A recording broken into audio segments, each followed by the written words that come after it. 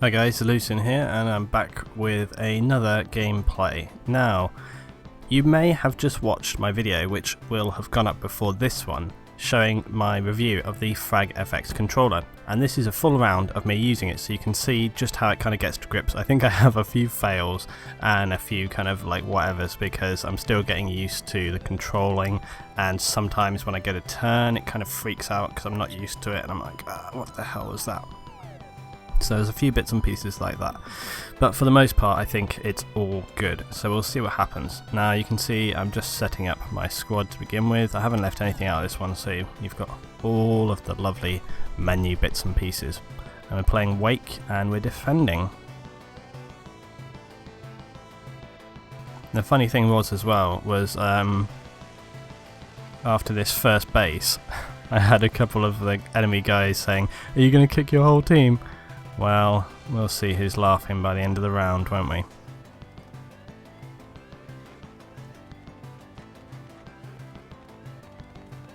So moving up to clear this out, they've obviously pushed in really hard to begin with, and they made a really fast, furious attack.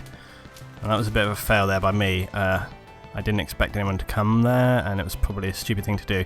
I was more concerned with taking the Amtrak, which is a really important thing to do.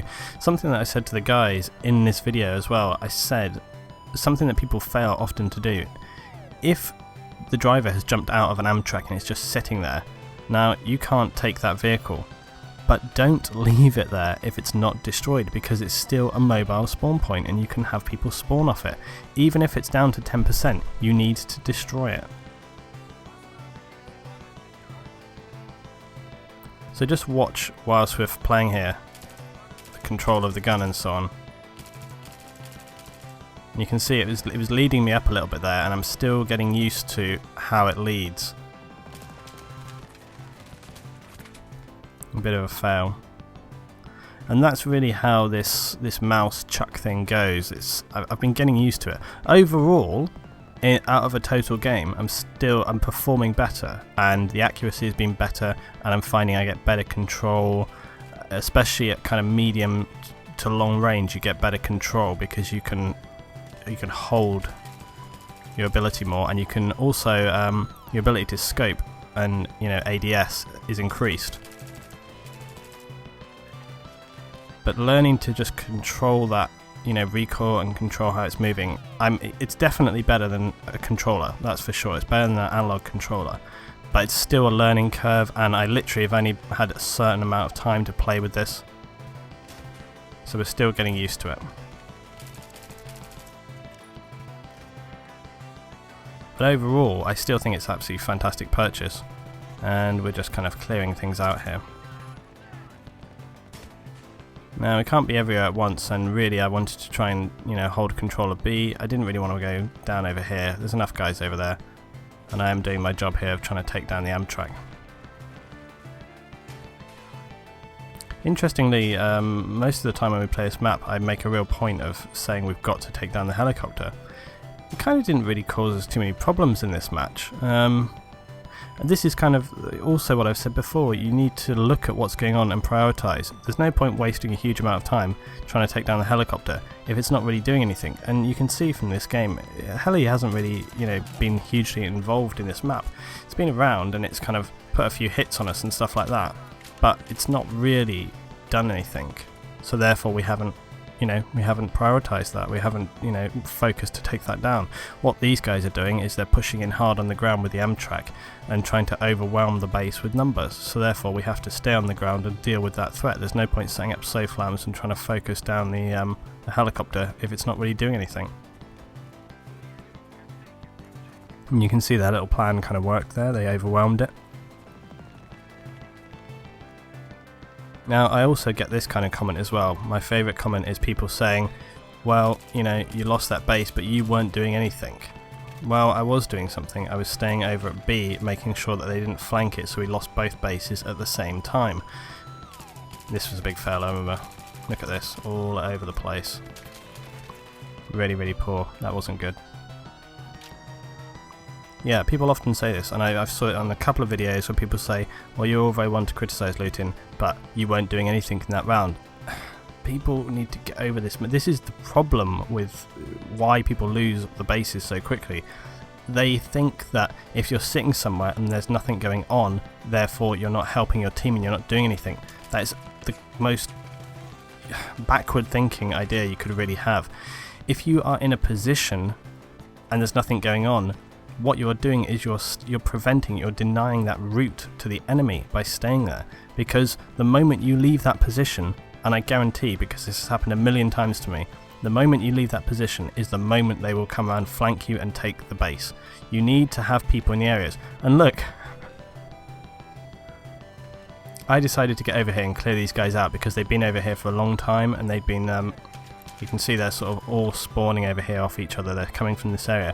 Me and Noz decided we needed to get down here and clear this out. But you can see that they're pushing hard up on the right hand side,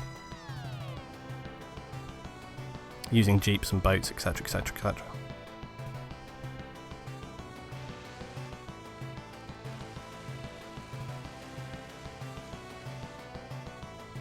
I like Wake a lot. I think Wake can be a really good map because it really forces you to deal with the enemy in a very, very direct way.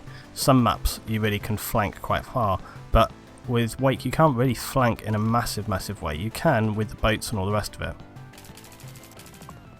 but a lot of the time you have to just get in on the ground, and there's a distance to cover between each base.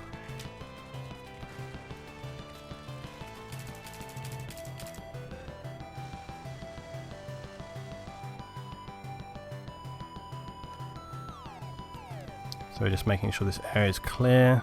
There was a boat coming up on my left there, but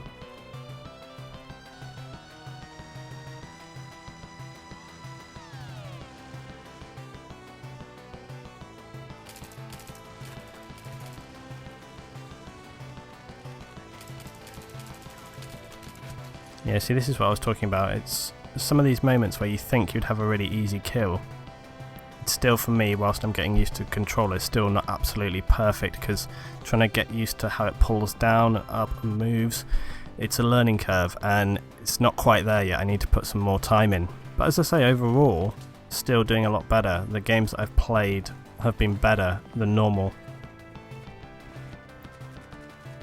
And I've managed to pull off kills that I know previously would have been more tricky. See that kind of, you know, the turn and aim accuracy in. That's the kind of difference that you can be getting. And I know it's close range, but some of you guys will know that previously, a lot of the time when I'm in close range, you have difficulty aiming in on the target.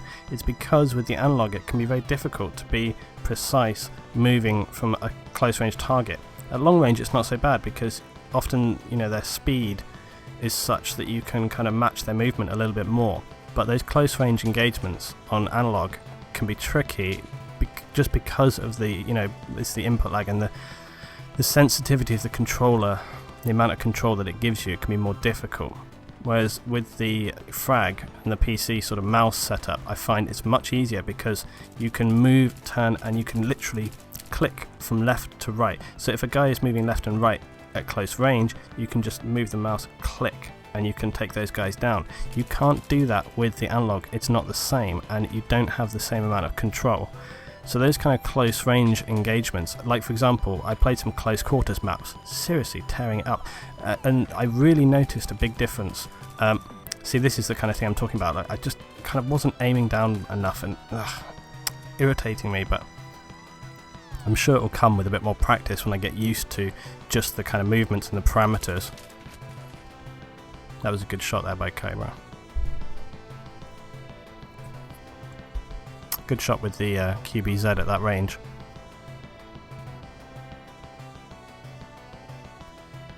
So yeah, what was I talking about? Yeah, the close quarter maps, and you can see in game here I'm tweaking my settings, just move the sensitivity a little bit, see whether I get that feel, because I was feeling it's not quite there.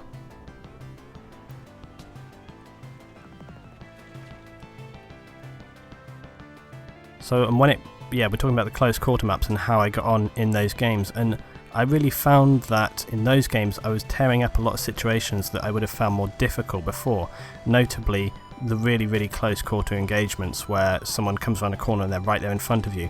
Those are the kind of things that in the past I often perform quite poorly, and you would think that would be ridiculous, but it's all to do with the kind of the way the analog moves, and you just don't perform so well. Now that I've been using the FragFX, I've found that those are quite different. It handles totally different, and you can really get on those targets much more. You can really, you know, they're right in front of you, you move, click, down they go, and you can control much better. It's one of those things that's quite difficult to explain without actually having tried it for yourself. Irritating here, I ran out of ammo. I should have probably stayed with the pistol.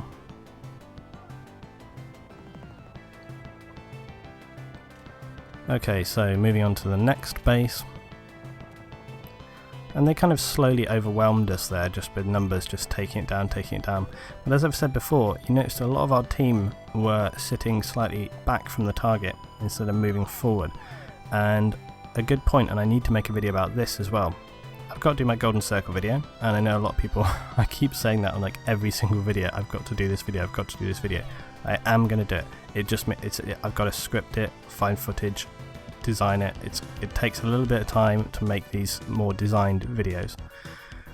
I also want to do one about wave spawn defending, and what that kind of means is, in that last base there, you notice that we were kind of sitting around behind the actual MCOM, and when that happens, and it's happened on several other of my videos, what will happen is they will slowly push up, and because there's no one in front of the target, it means that they can push right up to the objective. There's no kind of buffer, there's no barrier in between the enemy and the objective. They can move right up to it. So in order to get the best kind of defense going on, what you really need to do is to have a few people up front and then a few people behind that line, so that when the guys right up the front get taken down, there's some people to fill in for them until they can move back up again. And you don't necessarily need to be very far in front of the target. You can see where Andreas, I always get that mistake. You see how we're kind of slightly in front of the target, but we're not, we're not sitting on top of it. We're just kind of that front line around the wall here. That's as far as you need to really be forward. We're not talking about running right out of the map or anything like that. What we're talking about is just being slightly forward so that you can get onto that target first.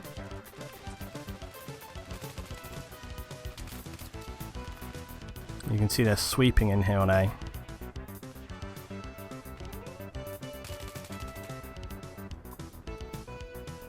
How did I not see those guys? See, this is the thing, always when you look back at these videos, I guarantee that in game I just had a quick look, was like clear, moved back. You look back in game and you see the movement totally differently, because when you're in game you're thinking about 20 different things.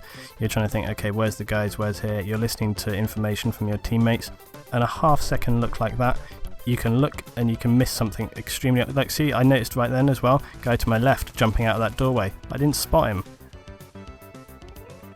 It's amazing just how much you can miss when you're actually in a game.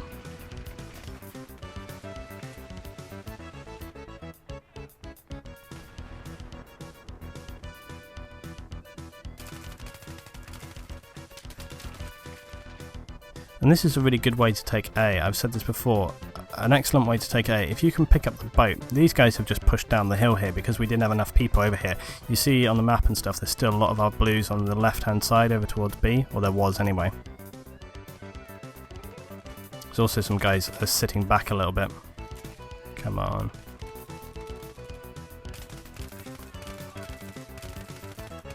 I couldn't shoot over that damn wall.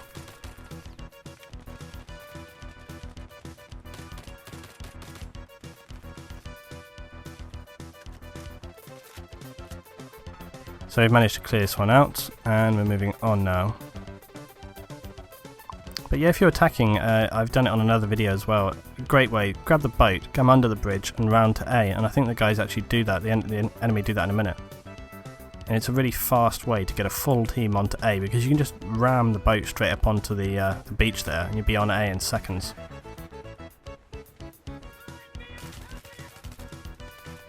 See, it's those kind of engagements that I wouldn't always have had such success with in the past, where you literally have half second to aim in on a target. And I know it seems stupid because they're close, they're point blank range, but often, as I say, with the analog, you just can have difficulty Or maybe it's just me. Maybe I just suck.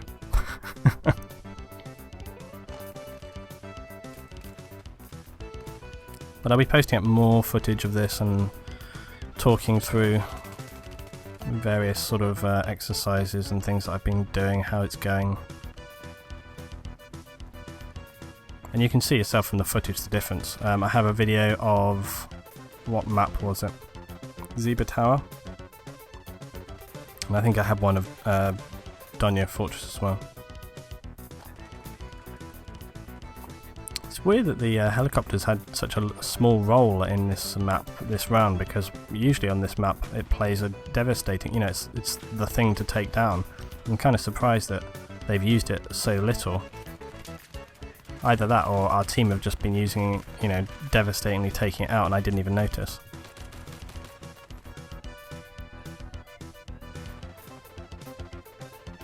Also notice right there, that was just a small thing to do. You see how I made like a little sweep around the outside there instead of staying on the target?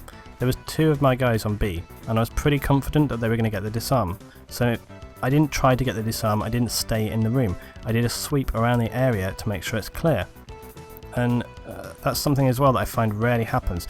If you have cleared like a local area on an MCOM and you feel pretty sure that you've got most people in that room, don't just sit in there, don't be the third person trying to disarm. Get out of there, clear the outside, make sure there's no one just about to run in with a machine gun or a grenade or whatever. Make sure that, you know, your outside area is safe. Create that barrier, like I'm saying, you know, create a buffer. I'm getting a bit better spotting with the chuck as well. Spotting with the chuck is not as easy as it is with the analog. With the analog, you can just have your thumb on the left analog stick, and when you want to spot someone, you just press it because it's straight in front of it. With the select on the chuck, it's sort of to your back left of your thumb, so it's a kind of different way of pressing it. And again, it's something else you need to get used to. When you change over to the chuck and the mouse, see this is where I was getting, that sucked, seriously, you see. But I get a nice long range kill in a sec, you see the difference. See that? So you go for, this is what I'm talking about, it's this consistency that's important, and as well getting hits on that guy right there. So that one before, I was aiming too high, I hadn't got the feel of it, so when I changed to go onto those other 2 guys, I kind of felt the difference, and I was going for it there. Another target on my right. Yeah, there we go. So you see how it's pulled back a little bit, you learn from each engagement that you have, and I remember this in game, I was like, I can't get over this half-foot wall. There we go, see that really fast, direct aim down the sights?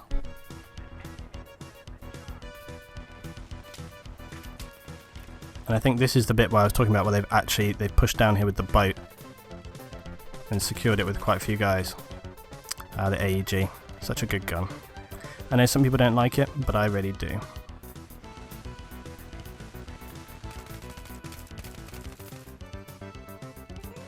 I was very lucky here because that guy on the left would have totally taken me down were it not for the ice cream sandwich behind me. And again, doing a sweep there, just making sure it's clear, no one arming, moving back towards the front. See, I'm not going for B, I'm not running over there. Like so many people. Most people as well, when we have games, we know the habit, and this is another video I want to talk about something specifically, everyone running to the armed target. There's enough people over there, and even if there isn't enough people over there, it would be dangerous for me to leave A completely undefended. This is something, you know, you can't rely on your team to do anything, okay? You can't trust your team to successfully do something. However, at the same time, you can't always abandon your position and try to do everything. And in a situation like we just played there, there's no point me leaving A after they've just made an aggressive attack on it, because there is the potential for them to come straight back in on a boat or something, do it again. And there was enough guys I could see over at B, I felt, okay, I'm going to try and leave them to do that. If it goes down, it's going to just probably go down. But you have to balance up the need to keep one area safe whilst at the same time, you know, supporting your team. Okay, so we're coming up to the end on this one. You can see my sort of score on KD at the end here, and I really think that, you know, the frag chuck has helped with that. It's helped to get some of those kills that I potentially could have missed before, and overall it was just a fairly balanced, fairly decent game. Interested to hear what you got to say on this one, guys. Thanks for watching, and also, you know, please share and have a look at the FragFX video. Thanks for watching.